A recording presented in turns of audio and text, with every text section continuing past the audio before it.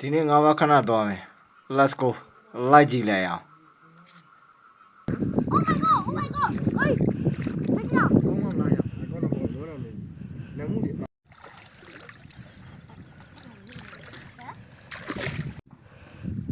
โอ้ยว่ะ